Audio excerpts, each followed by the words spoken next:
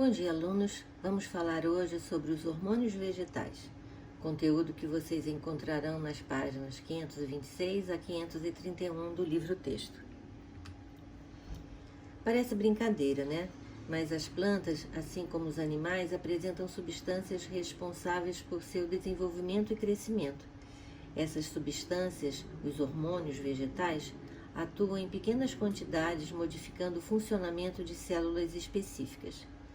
O estudo da ação dos hormônios tem permitido seu uso para aumentar a produtividade, a variedade e o tempo de conservação de alguns vegetais, principalmente frutas, e assim tem contribuído para minimizar custos e baratear preços ao consumidor final. Os hormônios são sintetizados em pequenas frações com funções direcionadas a locais específicos. Por exemplo, na função de crescimento vegetal, estão envolvidos os hormônios auxina, no alongamento, giberilina no alongamento também, e as citocininas na divisão celular. Já na germinação, entrarão em ação a giberilina e o ácido abscísico. Na redução do metabolismo vegetal, vê-se a influência do ácido abscísico e na maturação o etileno, que é um gás.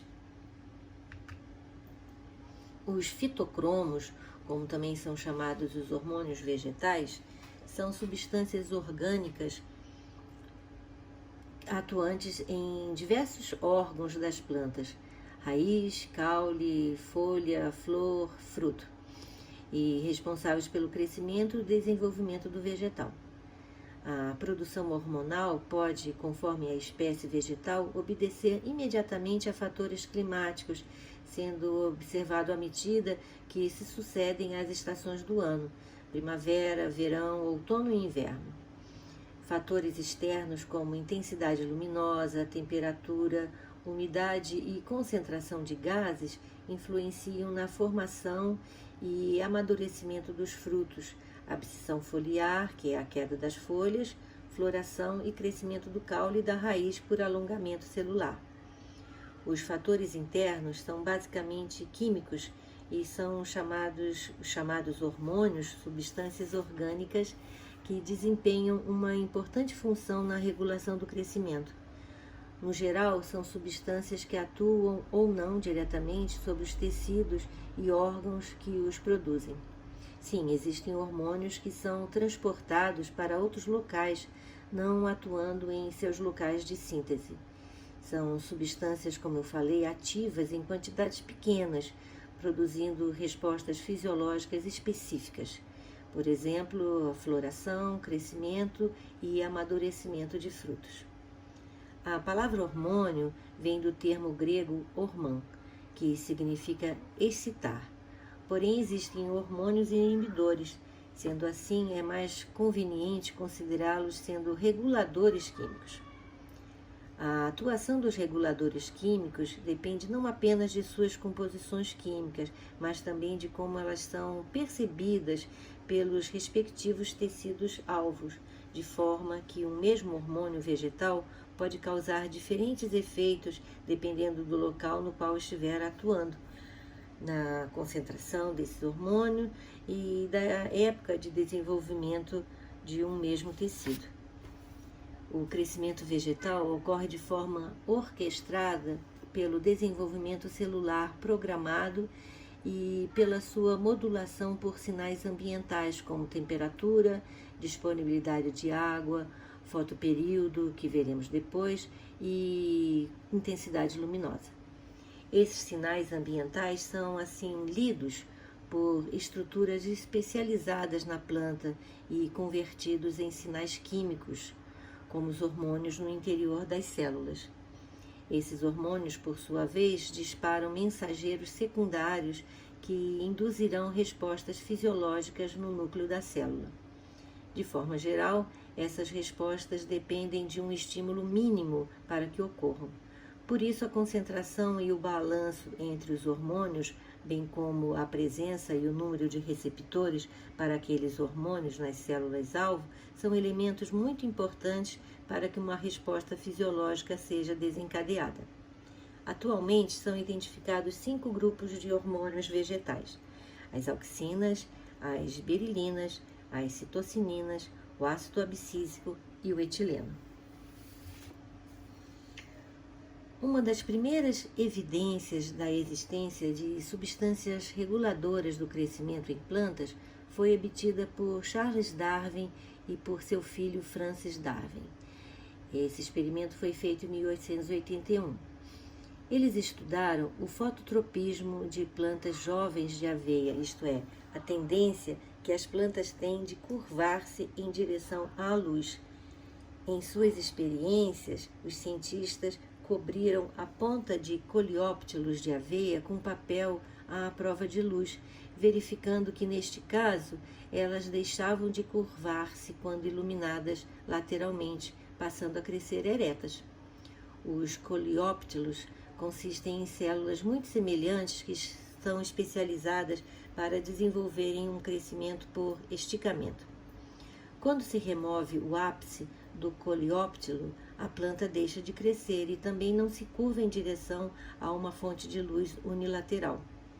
Os Darwin concluíram então que a extremidade do coleóptilo é capaz de perceber a posição da fonte de luz, levando o caule a curvar-se em direção a ela. Então temos aqui na figura, o número 1 é o controle. O 2, o ápice está retirado e a planta cresce ereta. No número 3, temos o ápice coberto por um objeto que não deixa a luz passar, e aí a planta também cresce ereta. Em 4, temos o ápice coberto por objeto que deixa passar a luz, e então o vegetal cresce em direção à luz, assim como quando a base do vegetal que é coberta. Em 1926, o botânico holandês Frits Wentz fez um experimento que confirmou os estudos de Darwin. Ele provou que a remoção da ponta do coleóptilo inibe o crescimento do caule e que sua recolocação na extremidade decapitada restaurava esse crescimento. A conclusão foi que a extremidade do coleóptilo é fonte de uma substância que promove o crescimento das células mais abaixo. Wentz imaginou que se a extremidade cortada do coleóptilo fosse colocada sobre um pequeno bloco de gelatina, a substância que ele produzia iria se difundir para ela e poderia assim ser isolada e caracterizada. Então ele cortou as pontas de coleóptilos de aveia e deixou por algum tempo sobre blocos de gelatina. Depois ele botou os blocos de gelatina sobre as extremidades dos caules decapitados e observou que o crescimento era retomado, como se o próprio ápice do coleóptilo tivesse sido recolocado. Quando o bloco de gelatina era colocado assimetricamente sobre o caule cortado, este crescia curvando-se na direção oposta ao lado em que havia gelatina. Esse experimento foi então o primeiro a demonstrar a existência de um hormônio capaz de promover o crescimento das plantas. Ele deu o nome de auxina a essa substância e concluiu que o fototropismo nas plantas jovens de aveia é causado pela influência da luz sobre este hormônio. A auxina vai da parte do lado iluminado para o não iluminado, o que faz as células desse lado se alongarem mais do que o lado iluminado. Isso leva o caule a dobrar-se em direção à luz. As auxinas são produzidas nas extremidades dos coleóptilos de gramínea e nas pontas dos caules de diversas plantas. Sua produção acontece também em primórdios foliares, em folhas jovens, em flores, frutos e sementes. A partir dos locais de síntese, as auxinas se deslocam lentamente, cerca de 1 cm por hora, pelo floema, sempre para baixo, em direção à base de caules e folhas e à ponta das raízes. Um dos primeiros efeitos das auxinas é causar o alongamento das células recém-formadas a partir dos meristemas, promovendo o crescimento de raízes e caules. O efeito deste hormônio depende de sua concentração na planta. Em condições adequadas, ele promove o crescimento máximo das células. Em concentrações muito elevadas, porém, inibe o alongamento das células. a sensibilidade do vegetal às auxinas varia das diferentes partes da planta. O caule, por exemplo, é menos sensível que a raiz, por isso, uma concentração de auxinas que induz um crescimento ótimo do caule tem efeito contrário, isto é inibidor sobre o crescimento da raiz. Por outro lado, as concentrações de auxinas ótimas para o crescimento da raiz são insuficientes para produzir efeitos no caule. Então, as raízes são estimuladas em pequenas concentrações, os caules em altas concentrações e as gemas laterais por concentrações intermediárias. As auxinas também participam da formação dos frutos. As diversas sementes em desenvolvimento liberam auxinas que atuam sobre a parede dos ovários. As auxinas produzidas pelo meristema apical do caule exercem forte inibição sobre as gemas laterais, mantendo-as em estado de dormência. Essa inibição, conhecida como dominância apical, pode ser percebida quando se retira a extremidade de um ramo, eliminando o efeito inibidor de sua gema apical. As gemas laterais nas auxinas das folhas logo entram em desenvolvimento, produzindo ramos laterais. Se eliminarmos a gema apical, mas aplicarmos logo em seguida auxinas nas regiões cortadas, o desenvolvimento das gemas laterais continua inibindo, demonstrando assim que esse hormônio é responsável pela sua inibição. A técnica de poda usada em jardinagem consiste em eliminar as gemas apicais dos ramos para estimular a formação de ramos laterais. Se você curte jardinagem, já sabia disso, né? Esse hormônio também é responsável pela formação de raízes adventícias. E assim, as mudas têm maior chance de se desenvolver. As mudas são uma forma de multiplicação assexuada em que se utilizam pedaços de plantas matriz para se desenvolver a partir deles uma nova planta com as mesmas características da planta mãe. As auxinas ainda estão relacionadas à queda de folhas velhas ou danificadas, de flores e de frutos. A queda natural de folhas, flores e frutos do caule, fenômeno conhecido como abscisão. Esse fenômeno resulta de alterações químicas e estruturais que acontecem perto da base do pecíolo. Ao envelhecer, as folhas, flores e frutos produzem cada vez menos auxina, cuja presença é necessária para evitar a abscisão. A diminuição do teor de auxinas leva à formação de duas camadas transversais de células especializadas, a camada de separação ou camada de abscisão e a camada protetora. Após a queda, a camada protetora permanece no caule, formando a cicatriz foliar no nó. Em certas plantas, se forem aplicadas auxinas no ovário, elas se desenvolvem em frutos, mesmo sem que ocorra fecundação. Essa técnica é utilizada para a produção comercial de frutos partenocárpios, muito apreciados por não terem sementes, tá? Mas no caso da banana, os ovários produzem auxinas em quantidade suficiente para estimular o desenvolvimento do fruto, mesmo sem que haja formação de sementes. E por último, sobre a auxina, vamos falar sobre tropismos relacionados às auxinas. Vamos voltar a falar sobre tropismo na próxima aula, ok? Os tropismos são os movimentos de crescimento das plantas em resposta a um estímulo externo. Eles podem ser positivos, quando em direção ao estímulo, e negativo, quando se afasta do estímulo. Vamos falar hoje sobre o tropismo, cujo estímulo são a luz, porque esta influencia no crescimento das diversas partes da planta, pois sofre interferência dos hormônios auxina, e também cujo estímulo é a força da gravidade da Terra, que também sofre interferência das auxinas. Primeiro vamos ver a interferência da luz na produção de auxinas, o dito fototropismo.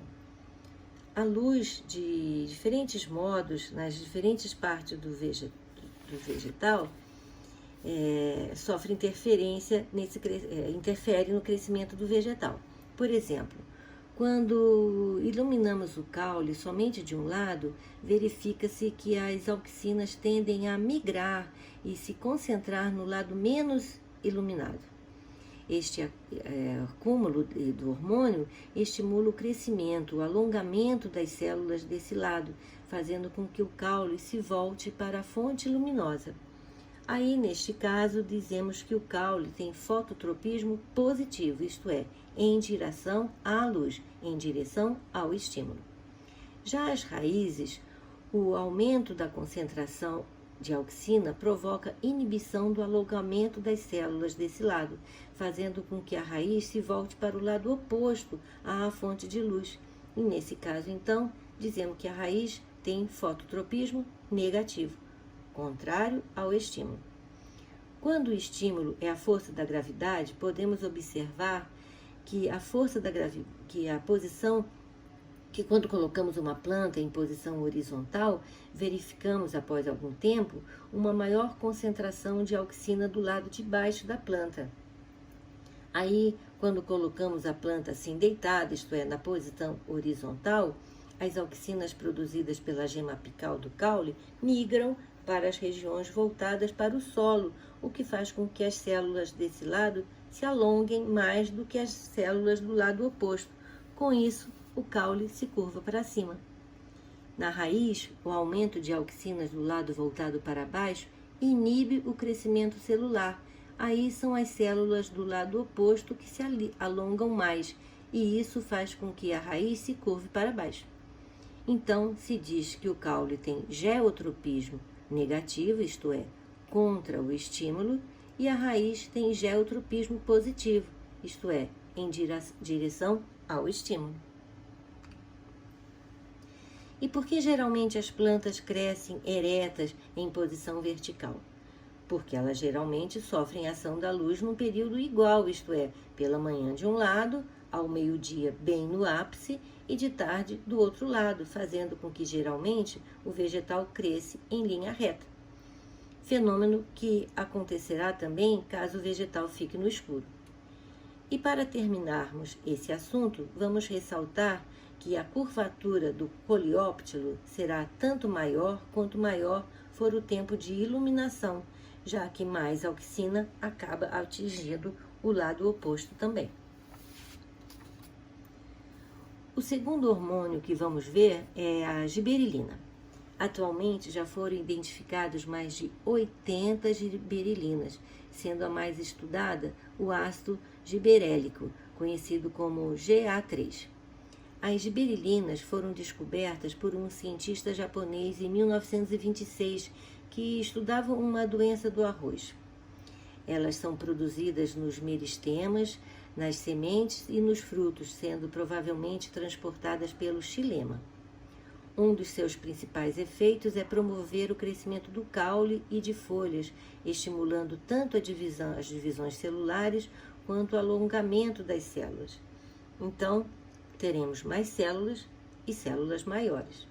Seu efeito é pouco significativo nas raízes. Assim como as auxinas, elas promovem o desenvolvimento de frutos partenocárpios. Esse slide mostra fotografias de frutos em que o efeito da auxina é ineficaz, então se usa as giberilinas para produzir frutos sem sementes, como por exemplo tangerinas, pêssegos e na variedade das uvas Thompson.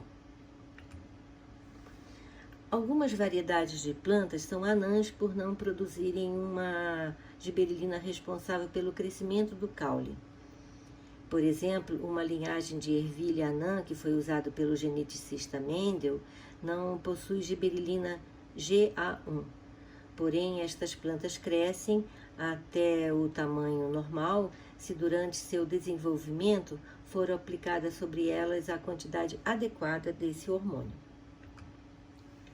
As giberilinas também exercem papel importante na germinação das sementes.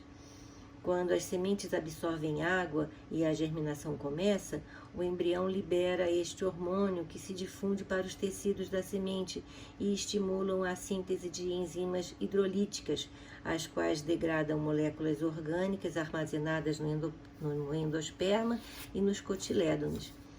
Os produtos dessa degradação, principalmente açúcares e aminoácidos, são absorvidos pelas células do embrião e utilizadas como matéria-prima para o seu crescimento. Vamos falar sobre as citocininas. As citocininas são abundantes em locais da planta em que há grande proliferação celular, como sementes em germinação, frutos e folhas em desenvolvimento e nas pontas das raízes também. Elas atuam em associação com as auxinas no controle da dormência apical. Esses dois hormônios têm efeitos antagônicos, isto é, contrários. As auxinas, que descem pelo caule, inibem o desenvolvimento das gemas laterais, enquanto as citocininas, que vêm das raízes, estimulam as gemas a se desenvolverem. Quando a gema apical é removida, a ação das auxinas para e as citocininas induzem o desenvolvimento das gemas laterais. As citocininas também retardam o envelhecimento da planta. Ramos e flores cortadas e colocados em água envelhecem rapidamente pela falta desse hormônio. Todo mundo já sofreu isso quando comprou um buquê de flores e em alguns dias ele já estava morto. Quando se coloca citocinina na água dos vasos, as flores duram por mais tempo e é por isso que essa prática é comum no comércio de plantas. Os donos de floriculturas pulverizam citocinina sobre as plantas, as flores recém-colhidas e assim retardam o seu envelhecimento. Porém, nós que não fazemos isso em casa, vemos o nosso buquê de flores morrer em poucos dias, né? O papel das citocininas no desenvolvimento das plantas tem sido estudado em culturas de tecidos. Reparem esse experimento. Quando fragmentos de plantas, como um pedaço de parênquima, é colocado em um meio de cultura, com todos os nutrientes necessários à sobrevivência, as células crescem, mas não se dividem. Se adicionarmos apenas citocinina a esse meio, nada acontece. Porém, se colocarmos auxina e citocinina, as células passam a se dividir, podendo se diferenciar em órgãos da planta. O tipo de órgão que surge em uma cultura de tecido vegetal depende da relação entre as quantidades deste hormônio e auxinas adicionadas ao meio. Quando as concentrações são equivalentes, as células se multiplicam, mas não se diferenciam, formando uma massa celular denominada calo. Se a concentração de auxina é maior do que a de citocinina, o calo se forma raiz, e se a concentração de citocinina é maior do que a de auxina, o calo forma brotos. As citocinas ou citocininas podem retardar o envelhecimento das folhas das plantas. A aplicação de citocina não evita o envelhecimento por completo, mas seus efeitos podem ser drásticos.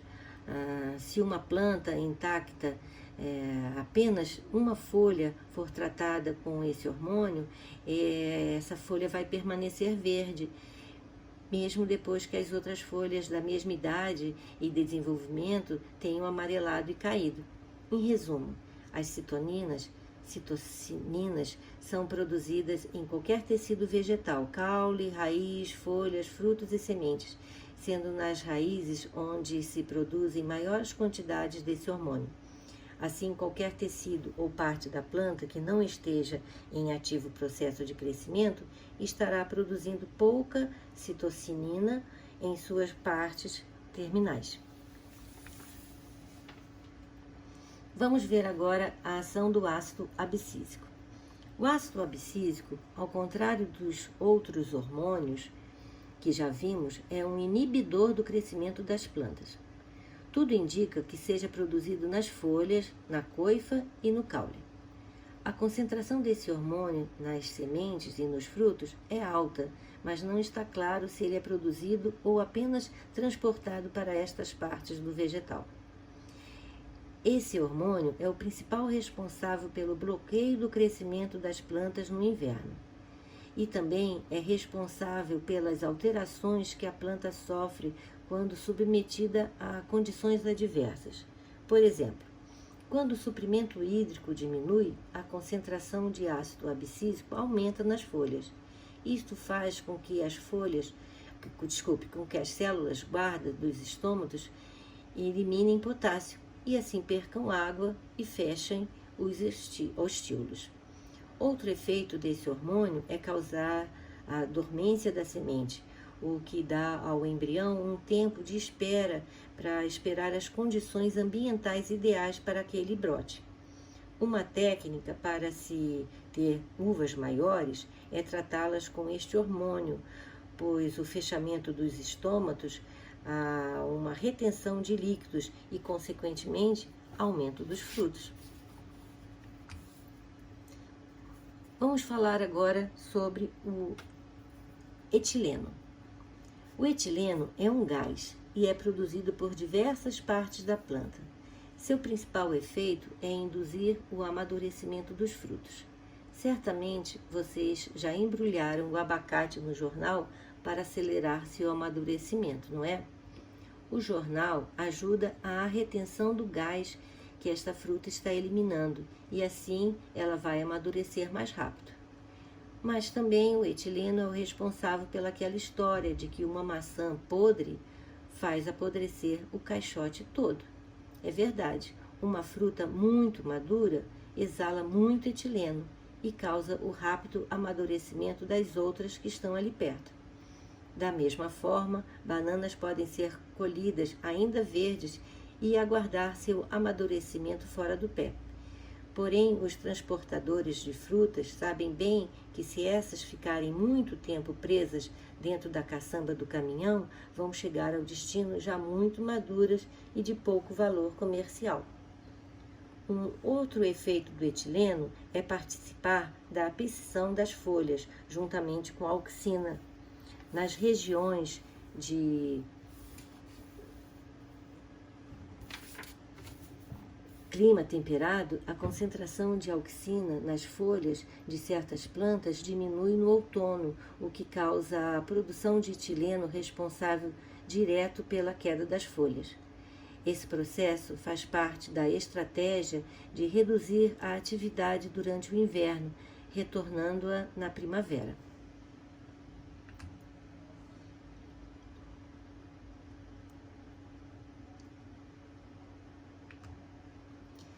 Vamos começar esse slide pela germinação da semente, ok?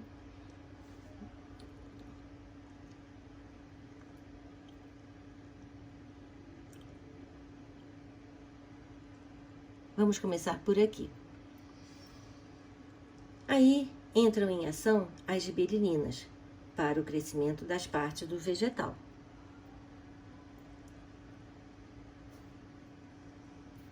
Vamos ver a ação das citocininas, das gibberelinas e das auxinas. O ácido abscísico vai atuar na dormência das gemas e na quebra desta dormência atuam as gibberelinas, que também atuam na floração e junto com as auxinas vão atuar também na formação de frutos e sementes. No amadurecimento dos frutos e na envelhecimento das folhas, vemos a ação do etileno, que somados às auxinas agem na queda dos frutos e das folhas.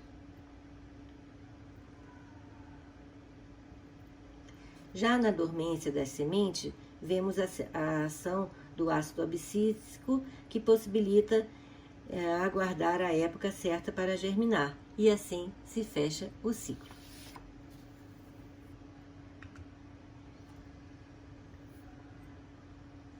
Esse quadro, então, resume toda a nossa aula e você deve sempre estudar esse quadro e recorrer a ele quando você for fazer algum exercício. Então, o hormônio auxina A principal função: alongamento celular, fototropismo, geotropismo, dominância apical e desenvolvimento de frutos. As auxinas são produzidas no meristema do caule, nos primórdios foliares, nas folhas jovens, nos frutos e sementes, e as auxinas são transportadas pelo parênquima. As giberilinas, a principal função: germinação da semente, desenvolvimento de brotos, alongamento do caule, das folhas, floração e desenvolvimento de frutos. São produzidas nos caules jovens, frutos e sementes. São transportadas pelo xilema e também pelo floema. As citocininas, a função: divisão celular, desenvolvimento das gemas, retardar o envelhecimento. São produzidas, ainda não se sabe, talvez, nas extremidades das raízes, e elas são transportadas pelo xilema. O ácido abscísico inibe o crescimento, dormência da semente e induz também o fechamento dos estômatos. São produzidos nas folhas, na coifa da raiz e no caule, e ele é transportado pelo xilema e pelo floema. O etileno promove o amadurecimento de frutos e a abscisão das folhas. É produzido em diversas partes da planta e ele é difundido entre os espaços das células porque ele é um gás. Para terminar, uma curiosidade. Uma auxina sintetizada, chamada auxina 2,4,5-T, também conhecido como agente laranja, foi usada como agente desfoliante na Guerra do Vietnã. Foi demonstrado que essa substância é responsável por deformações nos embriões dos mamíferos. Os efeitos perigosos da substância decorrem de sua concentração por traços de benzodioxina, substância que se forma durante a fabricação do hormônio. Pesquisas recentes mostram que apenas 5 partes por trilhão dessa substância pode aumentar significativamente a probabilidade de ocorrência de cânceres de diversos tipos. Os Estados Unidos usaram essa substância para destruir plantações e revelar assim as posições do exército inimigo. Em concentrações muito grandes, as auxinas, esses hormônios estimulam a síntese de etileno, promovendo a abscisão foliar. E além de cancerígena, essa substância é abortiva e se acumula e persiste nos seres vivos e no meio ambiente também. Bem, alunos, por hoje é só. Espero que vocês tenham aproveitado bastante essa aula e então nos veremos na próxima aula, ok?